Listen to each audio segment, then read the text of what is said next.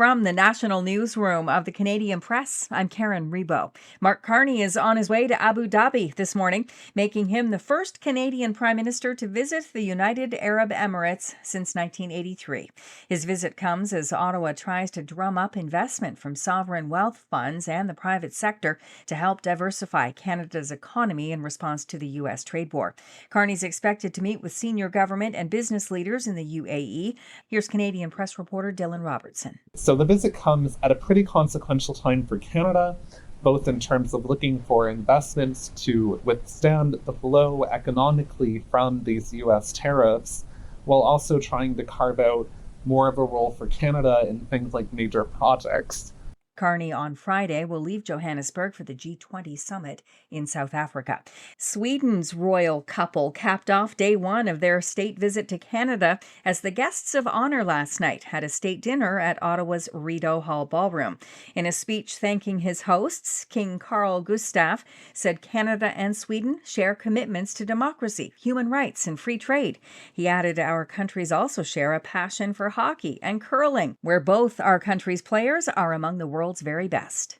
There is no doubt that on the world stage, when it comes to fundamental values and interests, Canada and Sweden play on the same team. Prepare to be startled. Canada's National Public Alerting System is scheduled to be tested across the country today. It's become a very familiar sound to almost everyone in Canada. A test message and that tone from Alert Ready will be broadcast on television, radio, and compatible wireless devices. Test messages will be issued in every province and territory at specific times between late morning and early afternoon. The system is typically tested in May and November to help ensure it works and so that officials can practice issuing alerts for emergencies such as tornadoes, wildfires, and amber alerts. There is no option to opt out of the test or actual emergency alerts. Rob Westgate, The Canadian Press.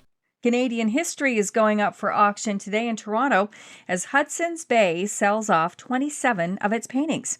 Heffel Fine Art Auction House owner David Heffel said last month the collection being sold in today's live sale is unprecedented. This Hudson Bay collection really represents a watershed moment in the Canadian art market. There's going to be unprecedented interest and competition, participation, and there's only going to be a few lucky winners. The star of the auction is expected to be an oil-on-canvas painting of Marrakesh by former British Prime Minister Winston Churchill. Its estimated value is between $400,000 and $600,000. This is the Canadian Press. In sports, the Toronto Maple Leafs snapped a 5-game losing skid. William Nylander scored a breathtaking overtime goal to help the Leafs edge the St. Louis Blues 3-2 last night. The winger responded after accidentally putting the puck in his own net early in the first period. Having an even keel in all situations is something Nylander says is crucial. There are ups and downs always in every season, if it's team or personal or whatever. It happens, so just got to stay even. Toronto was without 7 injured regulars, including captain Austin Matthews. Mark Scheifele chipped in with 3 assists to help the Winnipeg Jets soar past the Blue Jackets 5-2. Connor Bedard scored a hat trick as the Blackhawks knocked off the Calgary Flames 5-2. In men's soccer, Canada closed out its 2025 schedule with a 2-0 win over Venezuela Tuesday. The Toronto Raptors will be looking to extend their 4-game winning streak tonight when they go to Philadelphia to take on the 76ers. From the Canadian Press, I'm Karen Rebo. Thanks for listening. Don't forget to follow and subscribe. For more of today's top stories, visit thecanadianpressnews.ca.